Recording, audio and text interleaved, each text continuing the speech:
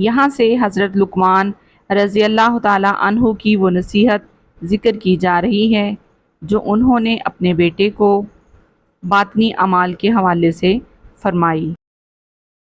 Welcome to my channel Quranic and Islamic information.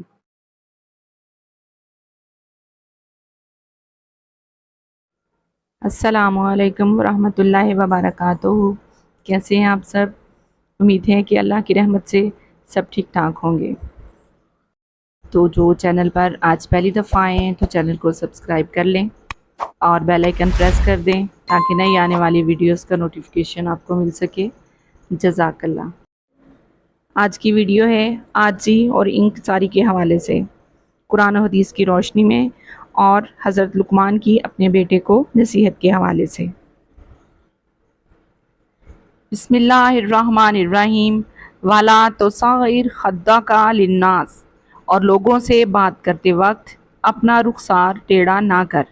یہاں سے حضرت لقمان رضی اللہ تعالیٰ عنہ کی وہ نصیحت ذکر کی جا رہی ہے جو انہوں نے اپنے بیٹے کو باطنی اعمال کے حوالے سے فرمائی۔ چنانچہ فرمایا کہ اے میرے بیٹے، جب آدمی بات کریں تو تکبر کرنے والوں کی طرح انہیں حقیر جان کر ان کی طرف سے رخ پھیر لینے والا طریقہ اختیار نہ کرنا، بلکہ مالدار اور فقیر سبھی کے ساتھ عاجزی و انکساری کے ساتھ پیش آنا اور زمین پر اکڑتے ہوئے نہ چلنا۔ بے شک اکڑنے والا اور تکبر کرنے والا کوئی بھی شخص اللہ تعالیٰ کو پسند نہیں۔ بے شک اکڑ کر چلنے کی مذمت۔ آیت میں اکڑ کر چلنے سے منع فرمایا گیا۔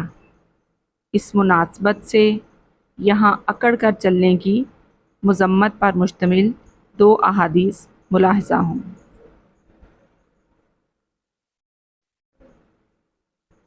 نمبر 1، حضرت عبداللہ بن عمر رضی اللہ تعالیٰ عنہما سے روایت ہے، حضور اقدس صلی اللہ تعالیٰ علیہ وآلہ وسلم نے ارشاد فرمایا، جو آدمی اپنے آپ کو بڑا سمجھتا ہے اور اکڑ کر چلتا ہے، وہ اللہ تعالیٰ سے اس طرح ملاقات کرے گا کہ وہ اس پر ناراض ہوگا۔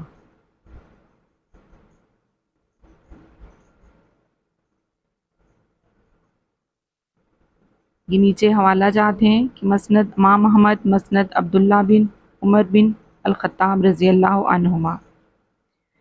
نمبر 2، حضرت عبداللہ بن عمر رضی اللہ تعالیٰ عنہ سے روایت ہے، حضور اکرم صلی اللہ تعالیٰ علیہ وآلہ وسلم نے ارشاد فرمایا، جب میری امت اکڑ کر چلنے لگے گی اور ایران و روم کے بادشاہوں کے بیٹے ان کی خدمت کرنے لگیں گے تو اس وقت شریر لوگ اچھے لوگوں پر مسلط کر دیے جائیں گے۔ یہ حدیث پاک ہے ترمذی کی۔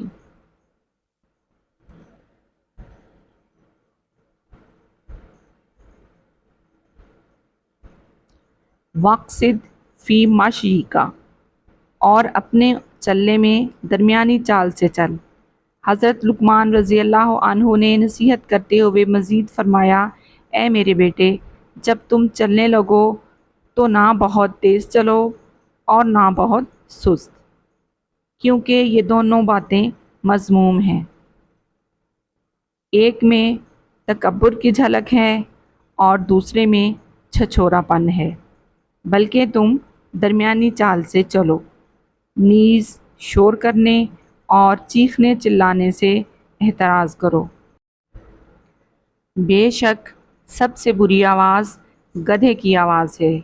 مقصود یہ ہے کہ شور مچانا اور آواز بلند کرنا مکروہ ناپسندیدہ ہے اور اس میں کچھ فضیلت نہیں، جیسے گدھے کی آواز کے بلند ہونے کے باوجود مکروہ اور وحشت انگیز ہے۔